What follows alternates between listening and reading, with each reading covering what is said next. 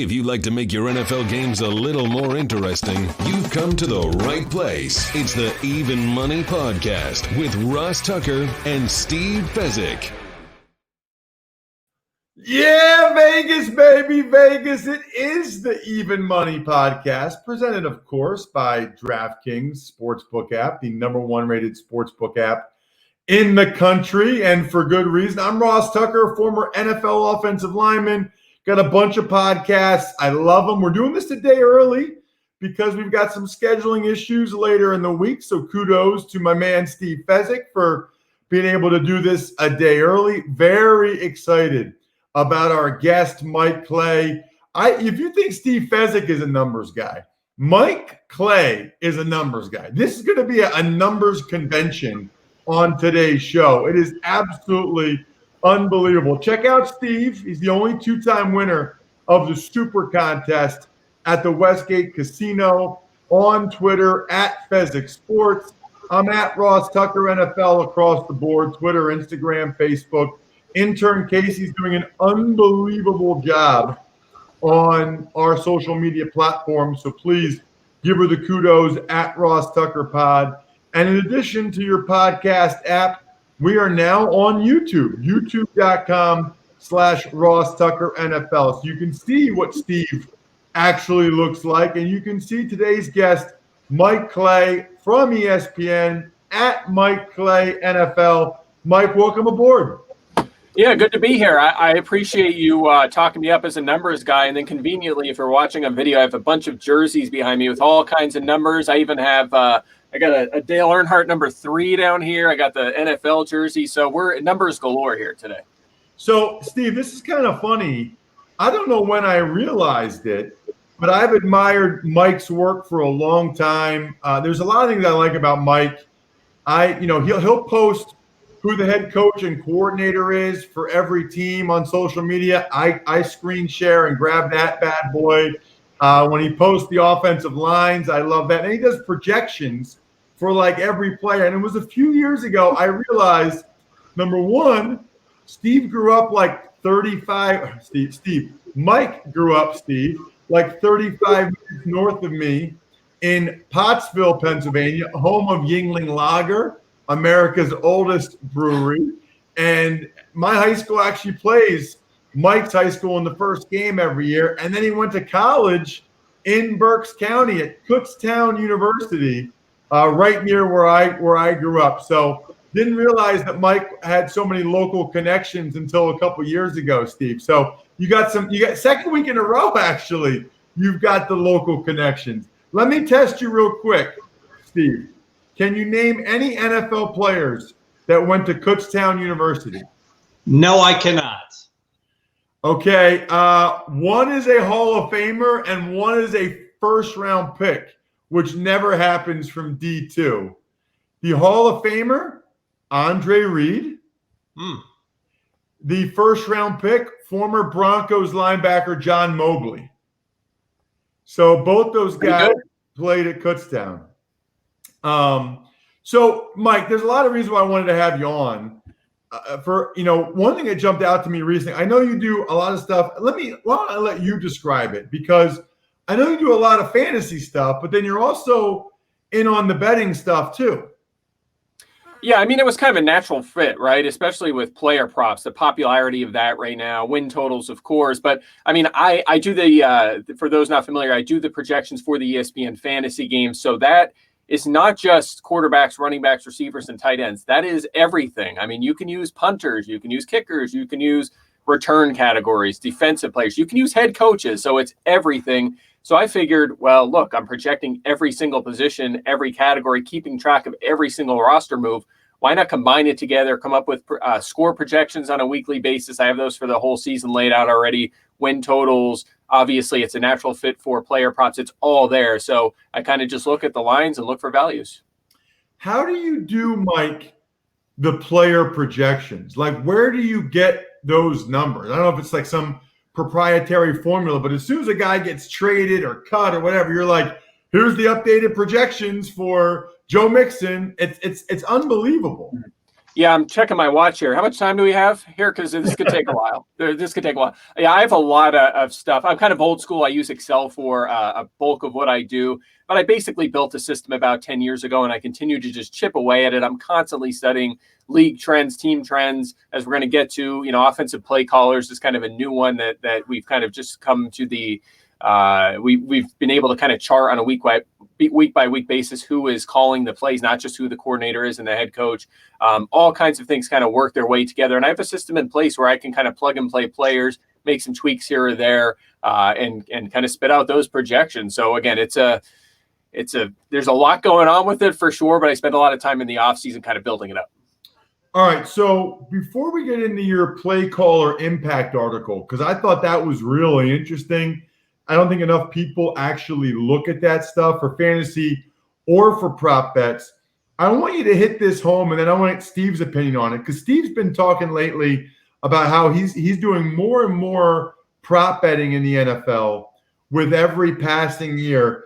Talk to me about the interplay between fantasy football projections and prop bets, because I feel like a lot of people play fantasy football now, but maybe not as many are taking that information or those strong opinions and applying them to prop bets. Does it directly correlate, or is it just highly correlated?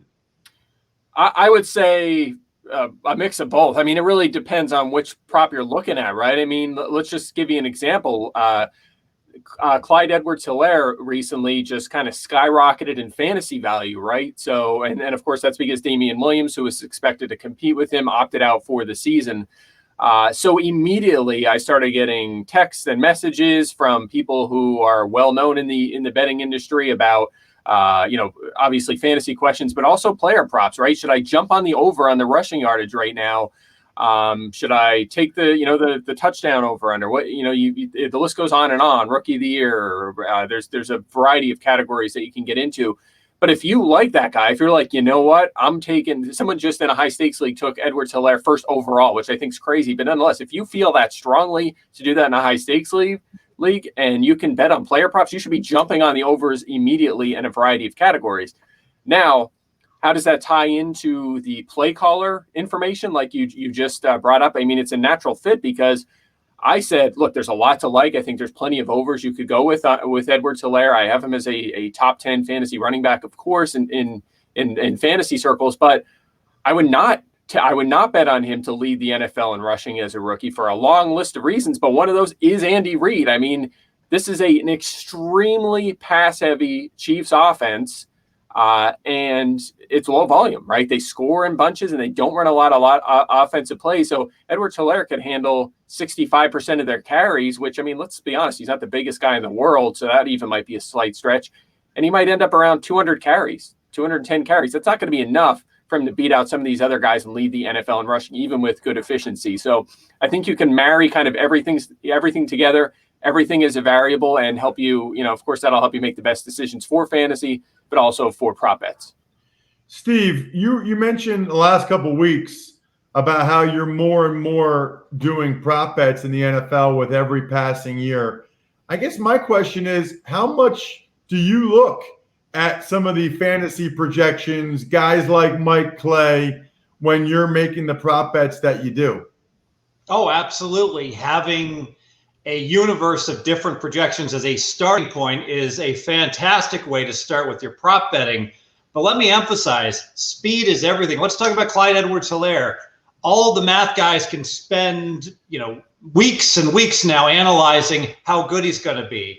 Doesn't matter. The time to bet on him was 10 minutes after Damian Williams opted out. That was the gold mine. He's 5-1 to win Offensive Rookie of the Year. I actually got a piece of this right when the news broke. And so what happens, there's a time to analyze, there's a time to look at all your spreadsheets, and there's a time to recognize, hey, I got literally 10 minutes to make a bet that's going to be better than any of these math guys are ever going to come up with, because Edwards-Helaire's odds were based upon him splitting time with Damian Williams. Now that's not going to happen, and the odds makers are asleep at the wheel because they've got to handicap baseball, WNBA, hockey, NBA, and they don't have time to be nonstop monitoring Twitter and the like And so what happens is literally on a weekly basis, you get bets like Edwards-Helaire not to win the rushing title, but to win the offensive rookie of the year at 5-1. It's a really good point, Steve. Mike, I want to get back to your article because there's a couple different pieces of it, right? You did one that was play caller impact, analyzing 13 seasons of offensive play caller data. And then you actually had takeaways from it, right? So you had players that you felt like were actionable items based upon that, including Tom Brady, the Falcons, Rams, and Giants passing games. Cowboys rookie CeeDee Lamb, I thought was interesting.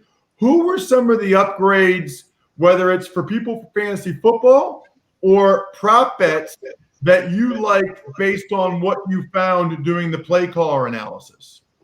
Yeah, and just some very quick background. So, of course, it's very easy to follow head coaches, GMs, offensive coordinators. That stuff is well documented over the years. But what's hard to identify is on a week-to-week basis who is calling the actual play. So I used our team of 32 NFL Nation reporters, one for each team. They went back to 2007. That's as far back as that we have kind of all this advanced data. And they went week by week and helped me out, and we charted every single week. Then I applied that to our database, and it spit out the results. And we found a lot of interesting trends. And again, that's kind of what I laid out in these pieces. But you're right. I mean, there's obviously a lot here. It was a lot to process, 32 teams here. You mentioned CeeDee Lamb. I obviously like that with the 11 heavy Mike McCarthy offense. He's, of course, the head coach now with the Cowboys. How about Tom Brady? I think that's an interesting one, especially because he's still available in the double-digit rounds of fantasy drafts, and I actually like the over props on him as well right now. And the concern really with him is that, he's kind of been conservative the last couple of years. He's coming off maybe his worst year in the NFL last season. But, he goes to Tampa Bay now and is with Bruce Arians. And look, if you look back at his entire career as a play caller, going through multiple teams, whether it's the last year with the Buccaneers, whether it's with the Cardinals, the Colts, all the way back to the Steelers, all of them have been vertical passing games. I don't think he gets Tom Brady and suddenly becomes super conservative. Let's play to Tom Brady and do a bunch of short throws, dump offs, and kind of operate like they did in New England, where they didn't really have great threats at the wide receiver position. Well, they have those in Tampa Bay, of course, with Mike Evans and Chris Godwin, and down the seam with Gronk, and of course OJ Howard. So I do think if you look at what Arians' offense has done, it benefits Brady. He's going to push it downfield, and it would not surprise me if he had a big-time bounce-back season. So again, Lamb, Brady, you can go on and on. There's a laundry list of players I think that benefit here. I think it's a good point about the play caller, because sometimes it's the offensive coordinator, sometimes it's the head coach. Sometimes it might even be like the quarterback coach. Some people don't know that. For you to actually analyze that, because I don't know that anybody's ever really done that. People look at coordinators, people look at head coaches. I don't know that they always do the separation that's necessary with the play caller. Steve, when you do your prop bets, how often do you take into consideration the offensive play caller and his tendencies?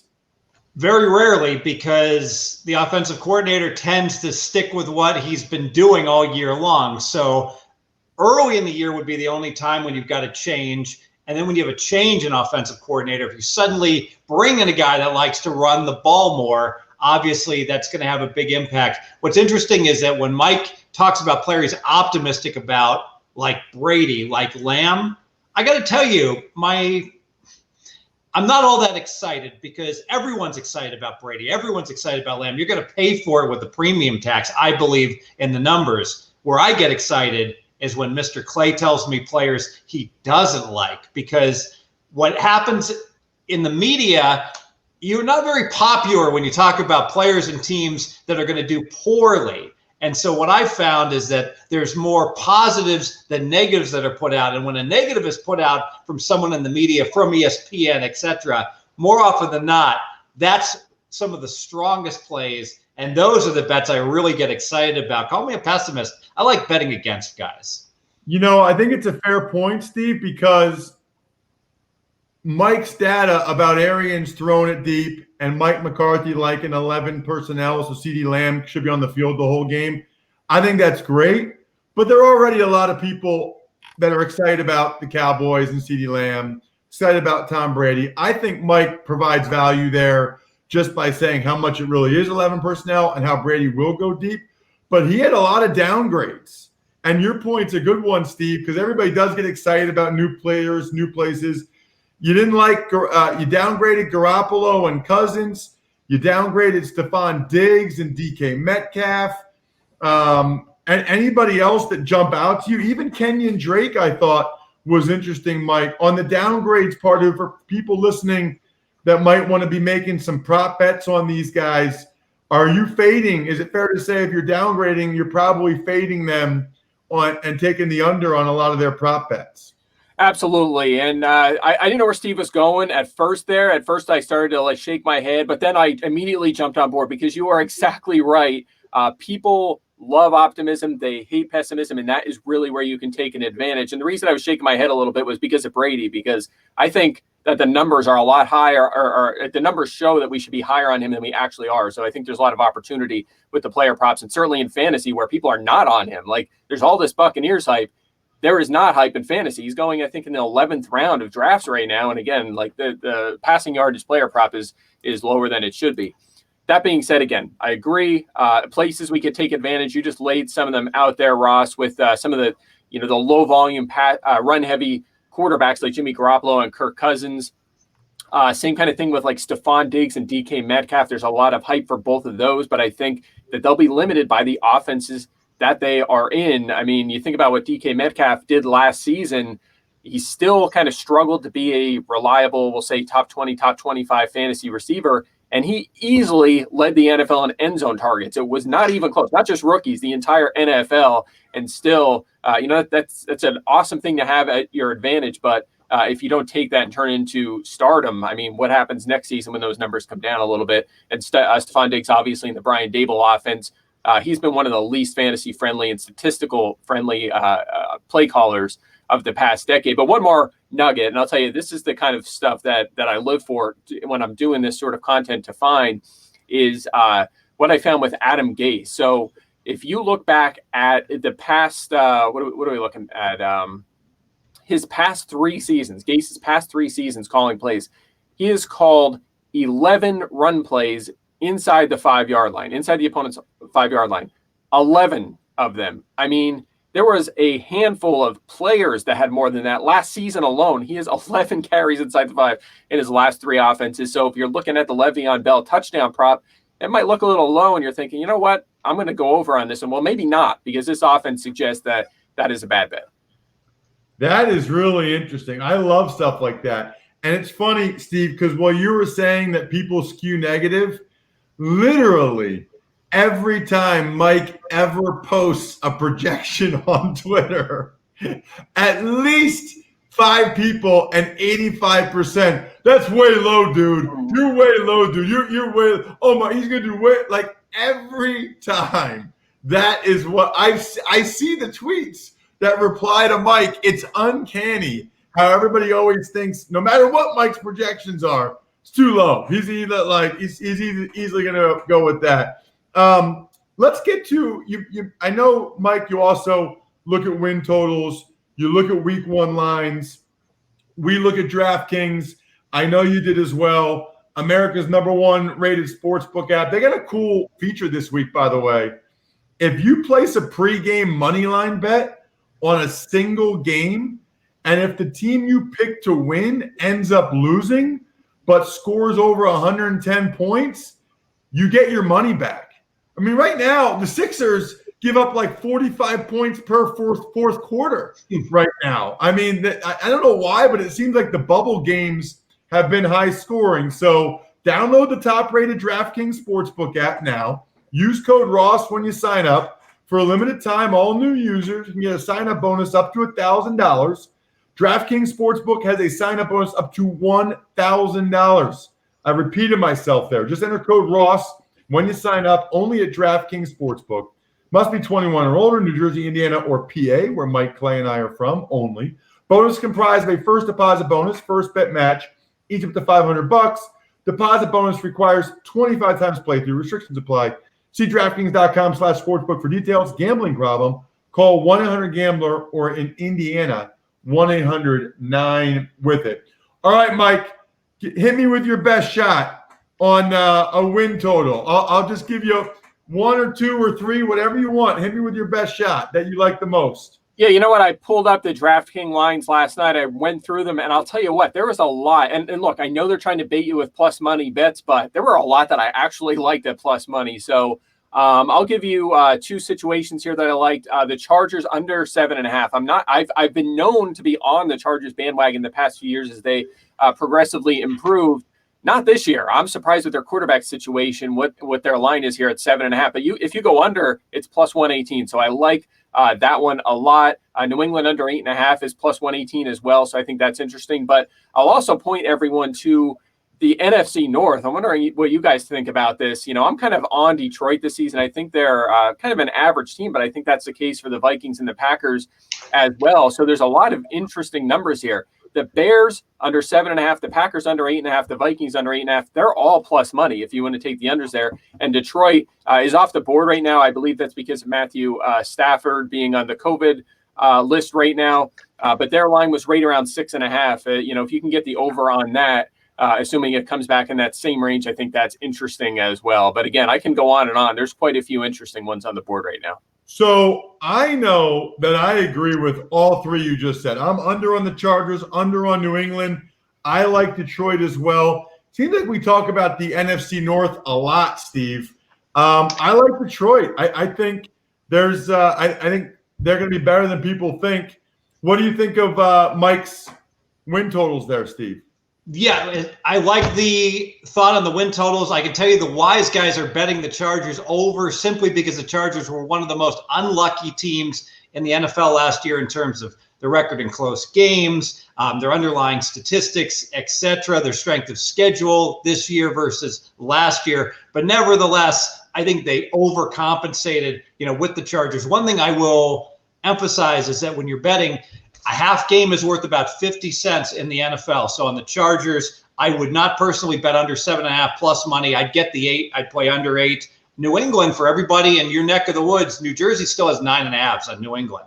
I can't understand why. So shop around, get the very best number. You can still get an under 9.5 with a little extra vig on New England. Same with Chicago, under 8. Green Bay under 9 instead of under 8.5. I do have a question for Mike.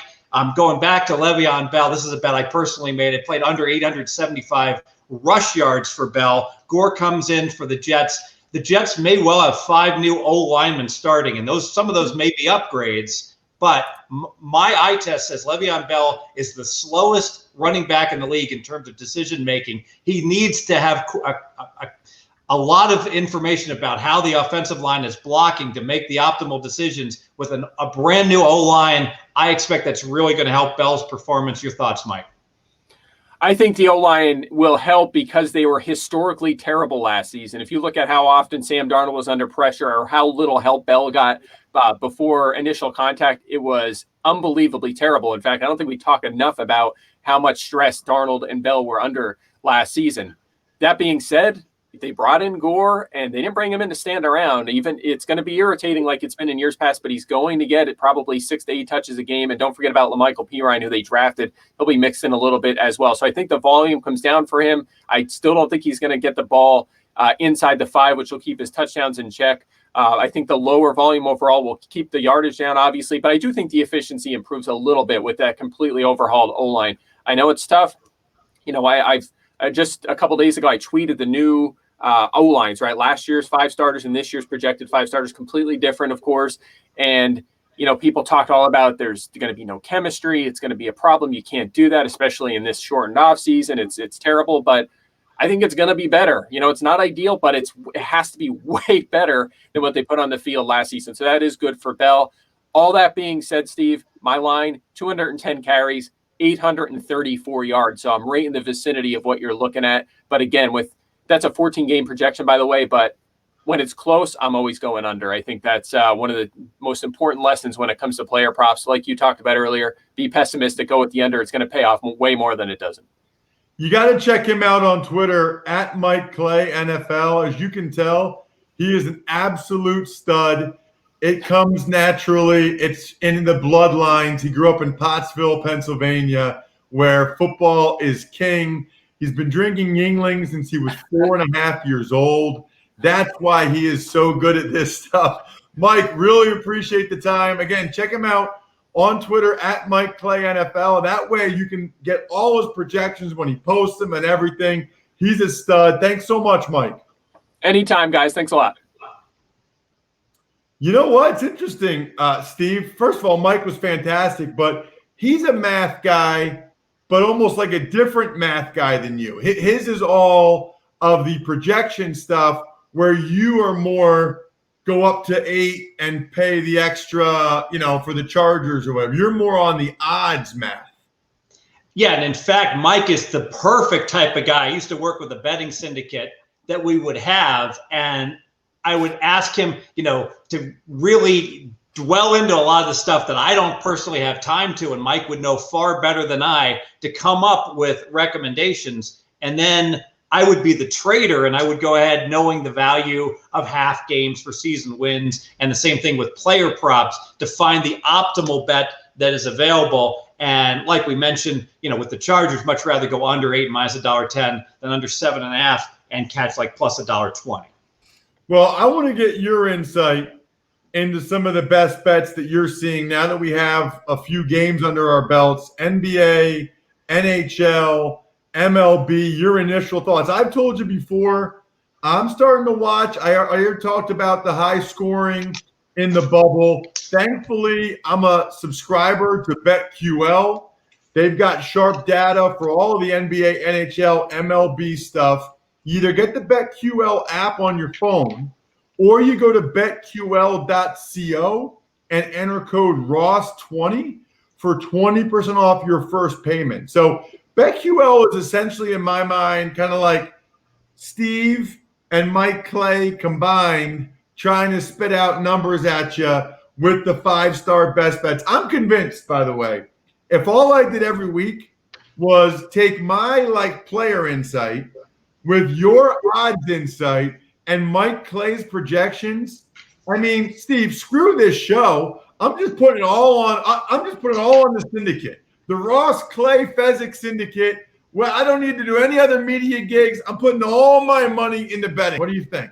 I like it, and ideally you'd be working with a few other guys because you're going to be so busy with all this information that literally all you would want to do is send out a text and say, boom, we're gonna play Le'Veon Bell under touchdowns. Get me the best number. You're in charge of getting all these accounts and everything else. And that's the team concept works so much better when you're an individual bettor and you're doing all your handicapping by yourself. And now you're like, all right, now let me go ahead and set up all my accounts and now let me shop all my accounts. You can see there's not enough hours in the day to do all this, Ross. That's why you need a Mike Clay in your back pocket working for you. Well, he was awesome. You're awesome. BetQL.co, where the BetQL app is awesome, especially for these other sports. NFL, I go more by just what I know. BetQL provides the information in the other sports. Give me a takeaway or two, Steve. Give me something that's jumped out to you that now that you've seen these other sports in action that you think it's actionable for our listeners to make a little moolah off of. All right, let's talk NHL, not a sport I specialize in. I've got guys that do. 12-4 to the under so far in the 2 bubbles in Canada, Now, I had a theory. It's hot in North America, even in Canada, and I was wondering about the ice conditions because it's hard to keep good ice during heat waves. And I thought maybe that's what's happening with the hockey, but my guys tell me the ice is perfectly good, and just the all the time off, they're still calling penalties, and the players are just a little rusty in terms of being able to go ahead and score. Will that continue? I'm not so sure. We're starting to see some of these 6s drift down to 5.5s and even 5, so the market is correcting. And once you see a whole lot of unders occurring in any sport, the odds makers tend to adjust. I will say this with the NBA. We had a situation on Friday in the bubble where games went 6-0 to the over right when it started in Orlando. The odds makers thought the players would be rusty and dealt the lines lower. I think it was an average of 220, and the sharps bombed on the overs. And I think selectively, if you play teams in the bubble that really don't want to be there, teams including Brooklyn, Washington, And soon teams in the West are going to start to realize they can't make the playoffs. I think if you blindly play these teams that know they're not going to the playoffs to go over, I think that you're going to do quite well in those games. In terms of player props, I think if you monitor players that are going to have limited amount, their teams have limited incentive, like the Lakers, who wrapped up the number 1 seed. I think if you play, I think LeBron is under every single game year to date. And if you continue to play LeBron under, I think you're going to make money because, let's face it, the Lakers have nothing to play for until the playoffs start. All good stuff, Steve. I love it. NBA, that makes perfect sense on the overs with the teams that don't give a you-know-what anymore. Interesting on the NHL. How do you, like, whether it's the NBA overs or the NHL unders, how do you know when to stop? How do you know when it's over? In general, whenever in any sport, whenever you see a surplus of overs or unders, doesn't matter, MLB, NHL, NBA, and everyone starts buzzing about it, usually that's the time to stop betting it. So now everyone's talking about, oh, NHL, all you got to do is bet every game under and you're going to make money. Well, no, you did make money. And so now you have to look at the numbers that are being dealt by the odds makers. When the odds makers take notice of that and make a significant adjustment, usually that's the time to stop betting on something that had been winning.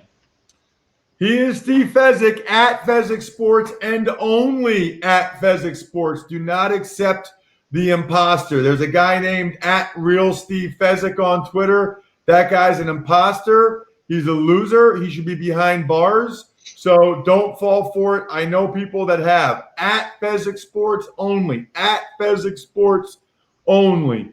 Other than that, make sure you check out Andrew Brandt on today's Ross Tucker Football Podcast. He was excellent. Tomorrow, Joe Dolan. We will have Tears of Dolan for those of you that want a little more fantasy football projections on the Fantasy Feast podcast. Other than that, good luck, everybody. Hope you guys make some money. Thanks for listening to the Even Money Podcast. Make sure to also subscribe to the Ross Tucker Football Podcast, the Fantasy Feast, Business of Sports, and the College Draft. All available at Apple Podcasts, rosstucker.com, or wherever podcasts can be found.